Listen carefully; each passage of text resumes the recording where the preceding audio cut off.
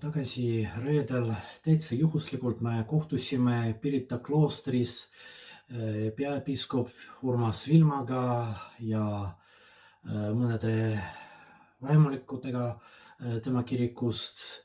Oli hommikusöök, aega oli ja me lihtsalt rääkisime paljudest asjadest. Jutt oli väga huvitav, mulle väga meeldis see kohtumine. Mina rääkisin neile, mis see tähendab ekstreemne ristitee. Sel samal päeval õhtul meil toimus see ekstreemne ristitee.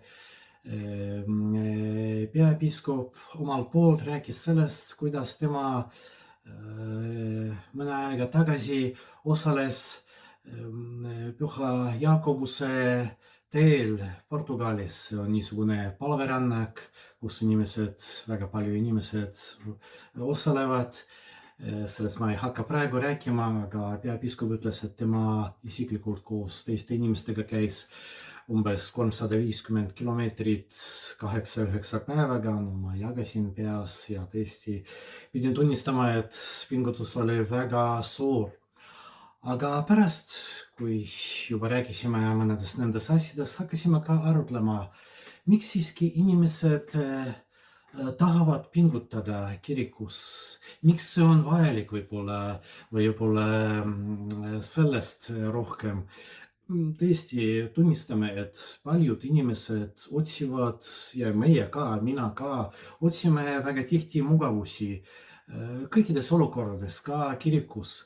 Isegi kui mina näiteks pakun, et inimesed mis ajal peavad olema aktiivsed, peavad vastama, oleks hea, et nad loeksid, kui on võimalik, kindlasti laulaksid, isegi kui nad eriti ei oska seda teha, et nad rohkem osaleksid erinevates üritustes, palverännakutes, et nad loeksid Roosipärga, siis aeg-ajalt ma kuulen seda ja teised need vaimulikud ka tunnistasid, et inimesed väga tihti kurdavad, et elu on nii raske, on nii palju muresid kuskil mujal ja kirik võib-olla on ainukene koht, kuhu nad tulevad puhkama.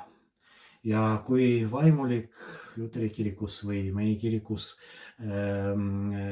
preester innustavad, et inimesed laulaksid vähemalt, aga mitte ainult kuulaksid ja puhkaksid, siis nad ei ole sellega rahul, nad tahavad puhata. Aga tegelikult ärgem unustagem, et võib-olla see ei ole tõeline puhkamine, et lihtsalt ma magan kirikus, magan vaimselt. Ka ei ole lihtsalt puhkamine, kui pärast tööd või laupäeval, pühapäeval inimene lihtsalt lamab voodis ja niimoodi ta puhkab. Ma ei ole kindel, et see on tõeline puhkamine. Kui inimene teeb midagi muud, muidugi kui on füüsiline töö, siis ta tegeleb võib-olla vaimsete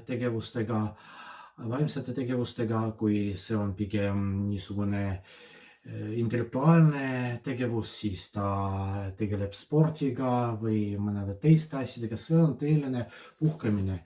Kui ma lihtsalt laman voodis, siis see muidugi väsimus kaob ära, võib-olla kaob ära, aga mul ei ole jõudu tegeleda oma asjadega tulevikus. Tuleb esmaspäev ja ma pean ka pingutama, aga mul ei ole seda jõudu. Kust see tuli? Muidugi ma magasin väga palju. Ma pean tegelema teiste asjadega. Samamoodi kirikus. See ei ole puhkamine, kui ma lihtsalt tulen, ei tee mitte midagi ja lihtsalt võtan vastu, mida preester näiteks ütleb oma jutluses. Ka samamoodi, kui mõned inimesed vaatavad neid videosid, siis ka kui ei teki soov midagi teha Jumala jaoks, kiriku jaoks, teiste inimeste jaoks, siis sellest ei ole väga palju kasu. Aga see on nagu esimene mõte. Inimene peavad midagi tegema selleks, et saavutada seda, mida nad tahavad võib-olla rohkem saavutada. Aga teine asi, ärge unustage, et me oleme kõik Jeesuse Kristuse jüngrid ja meie eesmärk ei seisne selles, et me lihtsalt ei tee mitte midagi.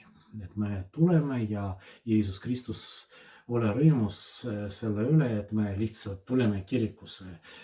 No paljud inimesed tulid Jeesuse Kristuse juurde, tahtsid tulla, aga suurel reedel peaaegu kõik kadusid ära ja veel rohkem äkki mõned neist hakkasid karjuma, hüüdma lööda risti just nendes inimestes, kes käisid koos temaga. Äkki meil on ka niisugune kristlus, kui ma ei taha mitte midagi teha, lihtsalt ootan, et Jeesus Kristus teeb midagi minu jaoks, ei ole tõeline kristlus. Tõeline kristlus on niisugune, kui ma püüan pingutada. Muidugi mitte kõik saavad osaleda ekstreemsel ristiteel või seal käia Jaakobuse teel, aga midagi laulda, isegi kui ma ei oska lugeda, et rääkida teistele inimestele Jumalast, kui mul ei ole mugav see, kui ma loobuda mõnedes asjades, saavad kõik. Ja seda ma soovitan teile kõigile. Suur nädal. Palvetame väga palju, loodan, et palvetate. Teeme midagi rohkem, pingutame selleks, et elada ja võib-olla surra koos Jeesuse Kristusega.